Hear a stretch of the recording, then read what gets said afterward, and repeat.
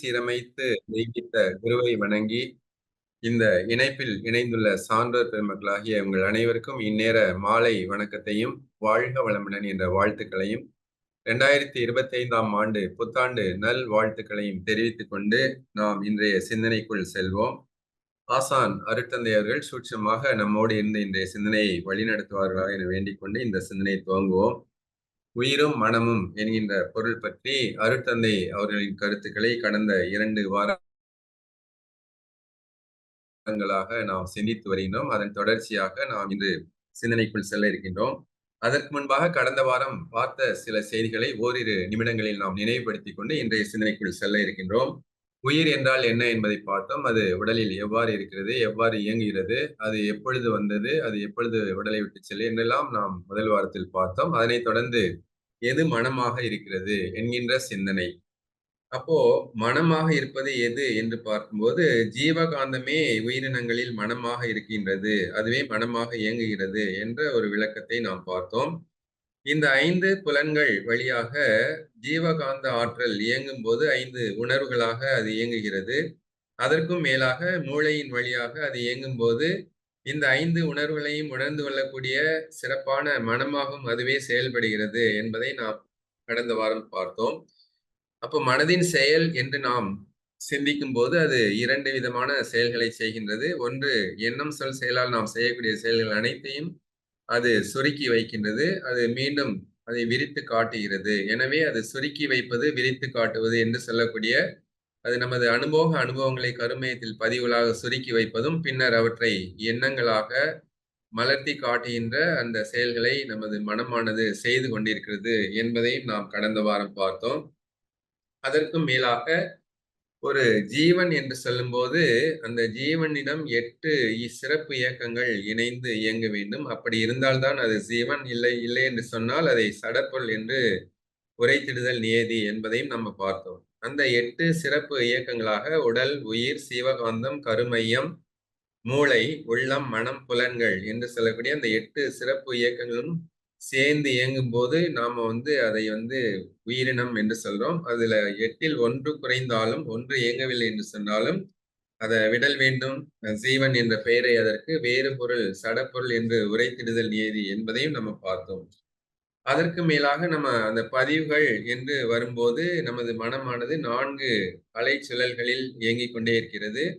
14 முதல் 40 என்ற நிலையில் பீட்டா வேவ், 13லிருந்து 8 என்பது ஆல்பா, 7லிருந்து 4 சுற்றுகள் பெர் செகண்ட் என்ற நிலையில் அது தீட்டா, 3லிருந்து 1 என்ற நிலையில் அது டெல்டா என்ற ஒரு 4 அலைச்சுழல்களில் நமது மனமானது இயங்கிக் கொண்டே இருக்கிறது. அப்போ ஒவ்வொரு அனுபவமும் ஒரு குறிப்பிட்ட மன அலைச்சுழலில் ஏற்படுகின்றது. அதே மன அலைச்சுழலில் அது பதிவாகிறது. எப்பொழுதெல்லாம் அந்த குறிப்பிட்ட மன அலைச்சுழலை மனம் அடைகின்றதோ, அப்பொழுதெல்லாம் அந்த பதிவுகள் எண்ணங்களாக மலர்கின்றன என்பதையும் நாம் பார்த்தோம். அதற்கு ஒரு உதாரணமாக, மாணவர்கள் வீட்டில் இருந்து படிக்கும்போது ஒரு அமைதியான ஒரு சூழ்நிலையில் இருந்து அவர்கள் படிக்கின்றார்கள். இந்த படிப்பு, அவர்கள் படிக்கக்கூடிய அந்த கல்வி, அந்த ஜீவகாந்தத்தில் ஒரு குறிப்பிட்ட ஒரு அலைச்சுழலில் பதிவாகின்றது. ஃபார் எக்ஸாம்பிள், எடுத்துக்காட்டாக வினாடிக்கு ஒரு 16 அலைச்சுழல் என்ற நிலையில் அந்த மாணவன் படிக்கும்போது அவை அனைத்தும் பதிவாகிறது என்று வைத்துக் கொண்டால், அதே மாணவன் தேர்வு அறைக்கு செல்லும்போது அங்கு ஒரு இயல்பாக ஒரு பதற்றம் தொற்றிக்கொள்கின்றது, ஒரு பதற்றம் ஏற்படுகின்றது.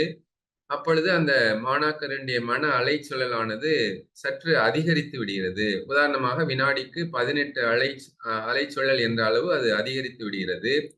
அப்போ குறைந்த மன அலைச்சுழலில் பதிவான அந்த பாட விவரங்கள் அது நினைவுக்கு வருவதில்லை. சிறிது நேரம் கழித்து மனம் சற்றே அமைதி அடைந்து அந்த பதட்டம் தணிந்து ஒரு அமைதியான மனநிலைக்கு, அதாவது 14 அலைச்சுழல் என்ற நிலைக்கு வரும்போது அந்த பாடங்கள் இயல்பாகவே அது நினைவுக்கு வர ஆரம்பிக்கின்றன.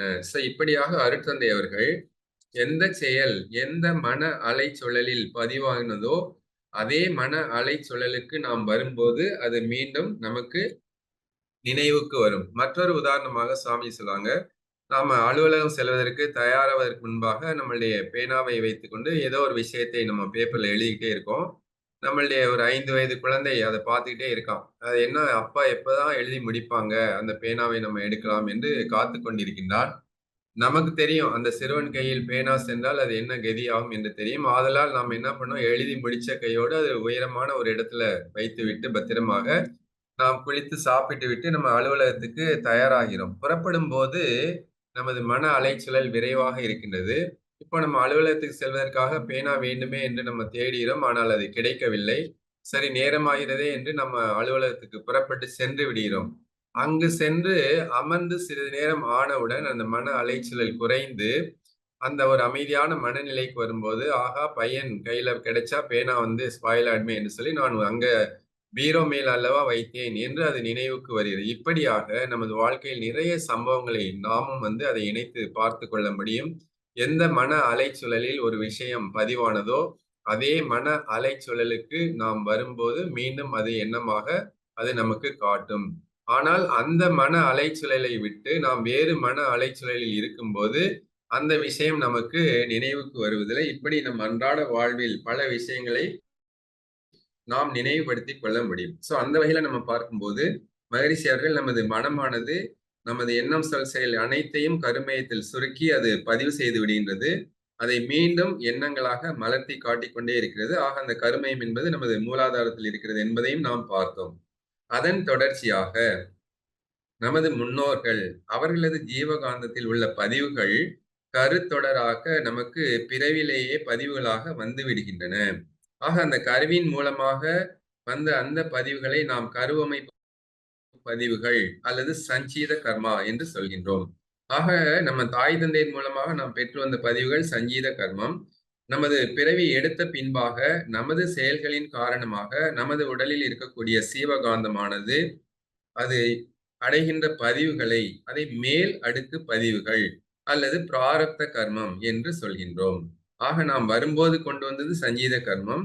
பிறவி எடுத்த பின்னால் நமது செயல்கள் காரணமாக நமது ஜீவகாந்தம் அடைந்த மாற்றங்கள், அதில் ஏற்பட்ட பதிவுகள், அதனை நாம் மேலடுக்கு பதிவுகள் அல்லது பிராரப்த கர்மம் என்று சொல்கிறோம். ஆக அந்த கருவமைப்பு பதிவுகள் ஆகிய சஞ்சீத கர்மமும், மேல் அடுக்கு பதிவுகளாக இருக்கக்கூடிய பிராரப்த கர்மமும் இணைந்து ஒரு மனிதனுடைய அறிவாட்சி தரமாக பெர்சனாலிட்டியாக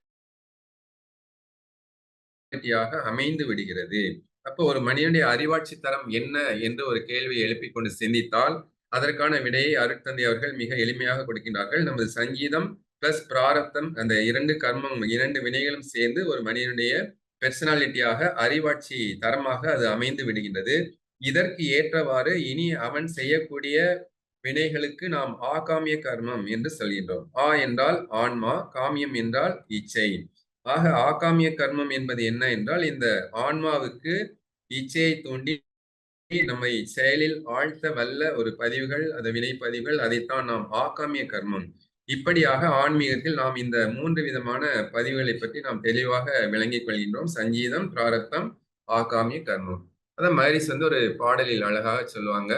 முன்னோர்கள் வினைப்பதிவு வித்தில் உண்டு, மூளையின் நுண்செயலின் பதிவனைத்தும் உண்டு, பின்னே நீ செய் வினைக்கு புலனைந்தும் இயக்கி பெற்ற பழக்கப் பதிவுகள் உண்டு. தன்னில் பதிவான வினைகளை போக்க தணிக்க பொருள் செல்வாக்கு பயனாகாது உணர்வீர். உன்னை நீ உள்ளுணரும் அகத்தவத்தை ஆற்றி ஒவ்வொன்றாய் பழிச்செயலை அகற்றி வர வேண்டும் என்று அற்புதமான ஒரு கவியில கொடுத்திருப்பாங்க.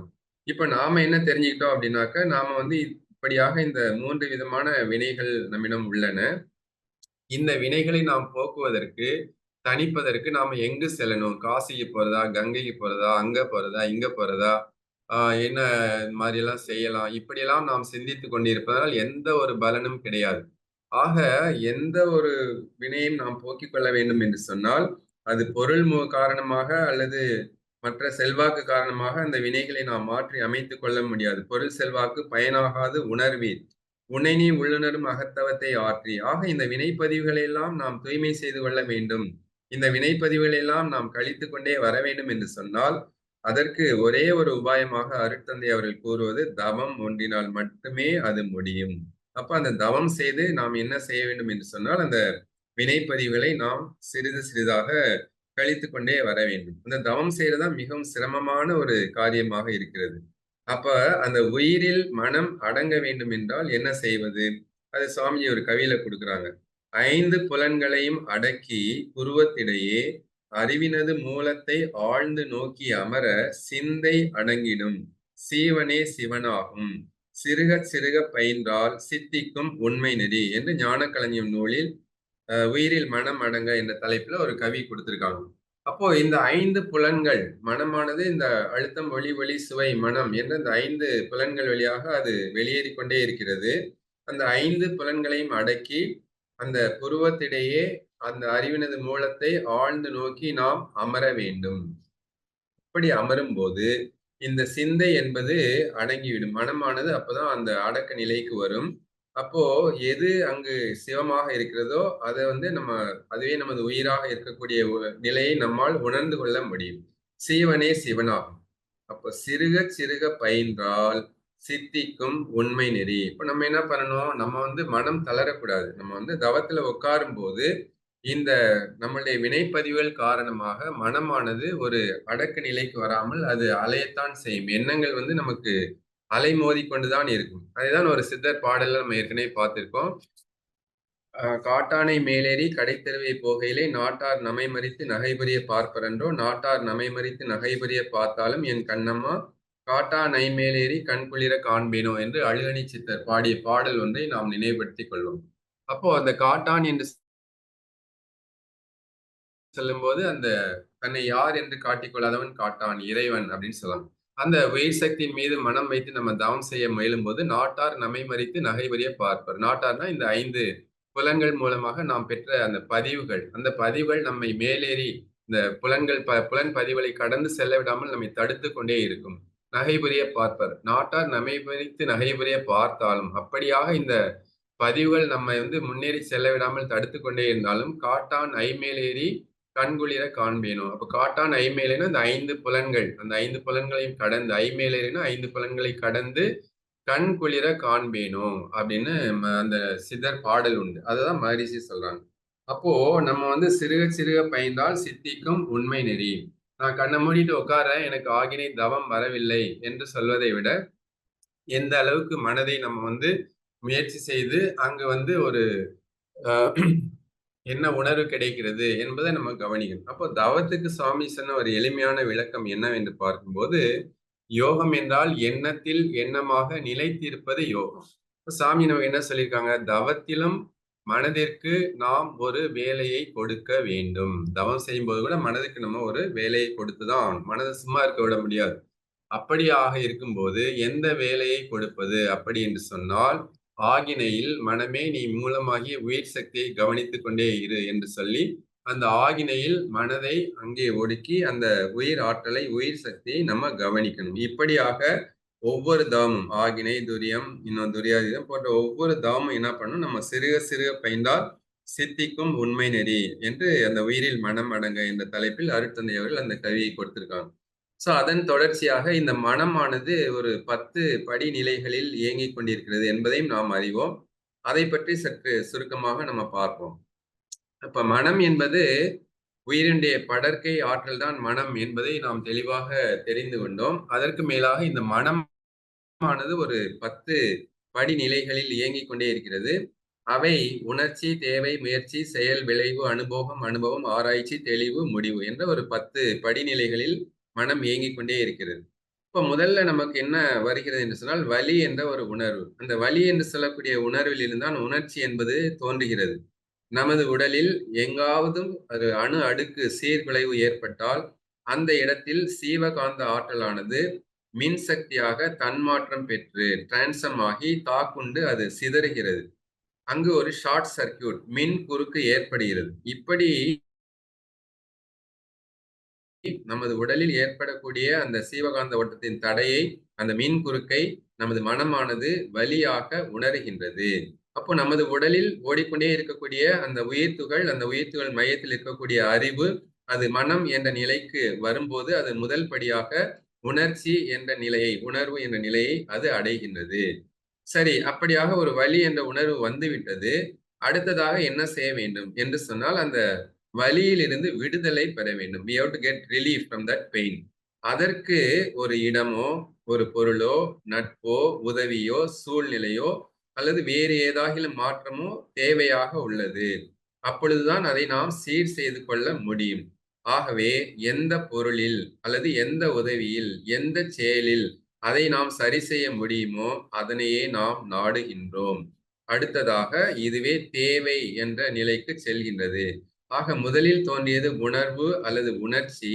அந்த உணர்ச்சி என்ற அந்த வழியிலிருந்து நாம் விடுதலை பெற வேண்டும். அதற்கு ஒரு இடம், பொருள், நட்பு, உதவி, சூழ்நிலை, ஒரு மாற்றம் தேவையாக இருக்கிறது. எதை நாடினால் அதை நாம் பெற முடியுமோ அதை நாம் நாடுகின்றோம். இதைத்தான் தேவை என்று சொல்வோம். இப்ப முதலில் வந்தது உணர்வு அல்லது உணர்ச்சி. அந்த உணர்ச்சியிலிருந்து எழும் 2வது எழுச்சி தான் மனநிலை எழுச்சி நிலைதான் தேவை. உதாரணமாக நமக்கு பசி எடுக்கிறது. காலையில் எழுந்தோம், நம்ம உடற்பயிற்சி செய்தோம், தவம் செய்தோம்.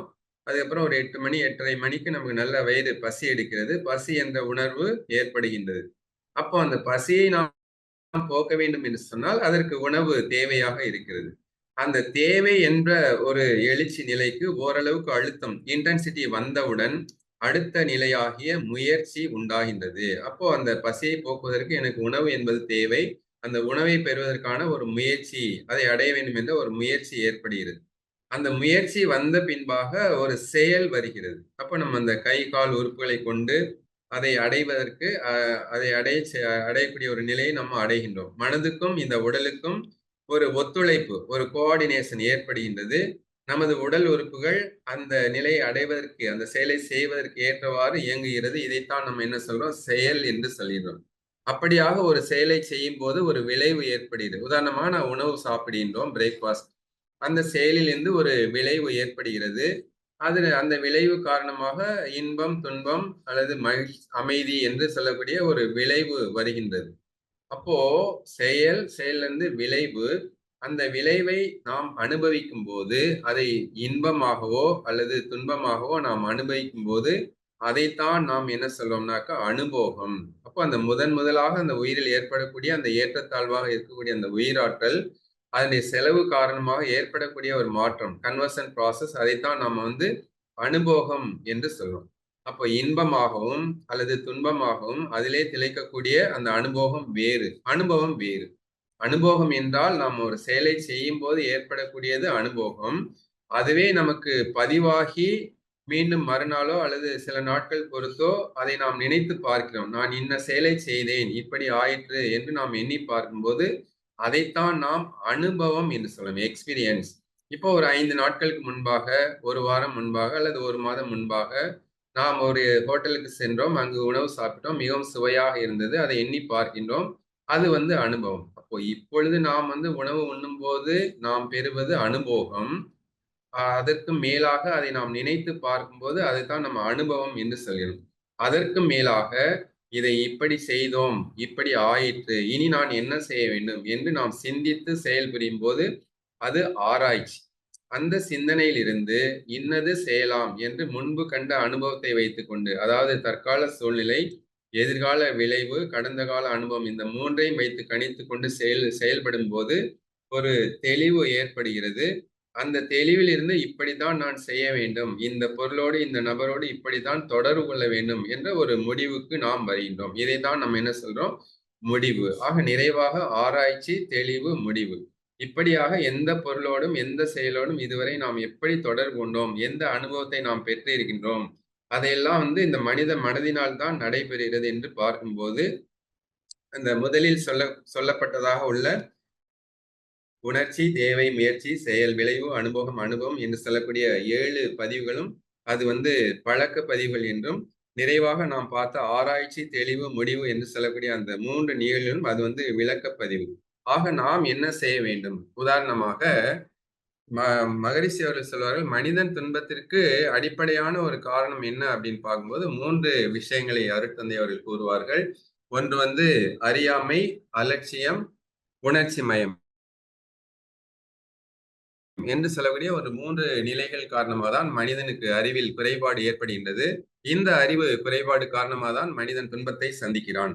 அப்போ அறியாமை என்ன என்று சொல்லும்போது அறிவில் போதிய வளர்ச்சி அடையாத ஒரு நிலை. அது இளம் பருவம். ஒரு 10 முதல் 15 வயது வரையிலான காலத்தை நம்ம அறியாமையில் இருக்கிறோம் என்று சொல்லலாம். அதற்கு மேலாக நாம் போதிய வளர்ச்சி அடைந்த பின்னால் விஷயங்களை தெரிந்து கொள்கின்றோம். தெரிந்த பிறகு மீண்டும் ஒரு செயல், அது துன்பம் தருவதாக இருந்தாலும் அதை நாம் தொடர்ந்து செய்கிறோம் என்று சொன்னால் அதுதான் அலட்சியம். இதை செய்தால் இன்ன விளைவு வரும் என்று தெரிகிறது. இருந்த போதும் அதை அலட்சியப்படுத்திவிட்டு மீண்டும் மீண்டும் அதே செயலை செய்வது. உதாரணமாக, அடுப்பில் வந்து நம்ம பாலை வைக்கின்றோம். அடுத்த ஒரு சில நிமிடங்களில் ஒரு 5, 10 நிமிடங்களுக்குள்ளாக அது பொங்கி வழிந்துவிடும் என்று தெரிகிறது.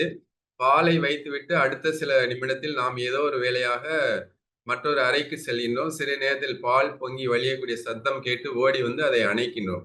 சரி ஆயிப்போச்சு, பால் பொங்கியாச்சு. அடுத்த முறை பாலை வைக்கும்போது மீண்டும் சில மாதங்கள் கழித்து 2 அல்லது 3 மாதங்கள் கழித்து, இதே போன்று மீண்டும் நாம் பாலை வைப்போம். வைத்துவிட்டு வேறு ஒரு வேலை செய்வதில் மனம் ஈடுபடும்.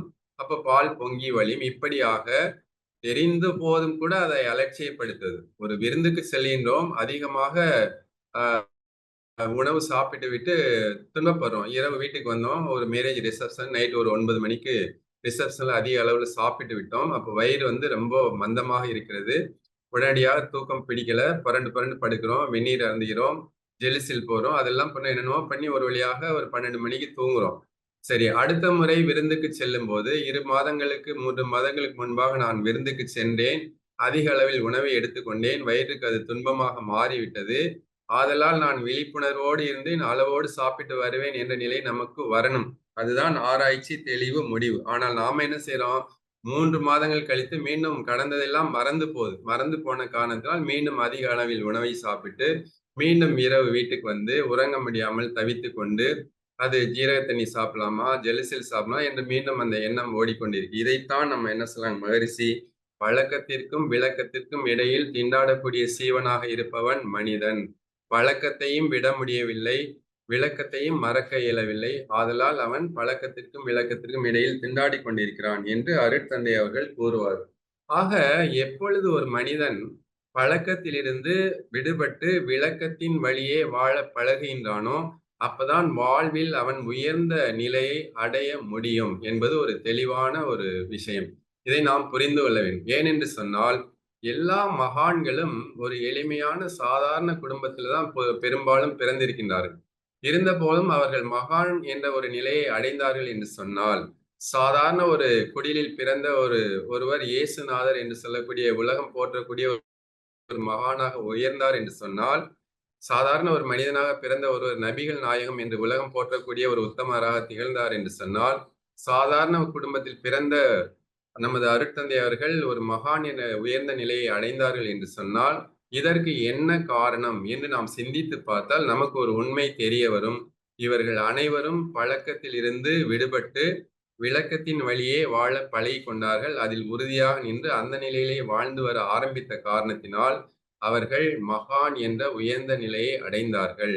நம்மால் ஏன் அதை அடைய முடியவில்லை என்ற ஒரு கேள்வியை எழுப்பிக் கொண்டு சிந்தித்தால், அதற்கான விடையை நமது அருட்தந்தை அவர்களே கொடுத்து விடுகின்றார்கள். நாம் பழக்கத்திற்கும், விளக்கத்திற்கும் இடையில் திண்டாடக்கூடிய ஒரு சீவனாக இருக்கின்றோம் என்கின்ற காரணத்தினால்தான், நாம் வந்து இந்த நிலையிலேயே இருக்கிறோம். ஆக நமக்கு என்ன தேவை என்று பார்க்கும்போது, மனமானது இப்படியாக உணர்ச்சி, தேவை, முயற்சி, செயல், விளைவு, அனுபவம், அனுபவம் என்று சொல்லக்கூடிய பழக்க பதிவுகளாகவும், ஆராய்ச்சி, தெளிவு, முடிவு என்று சொல்லக்கூடிய விளக்க பதிவுகளாகவும் 10 படிநிலைகளில் இயங்கிக் கொண்டுதான் இருக்கின்றது.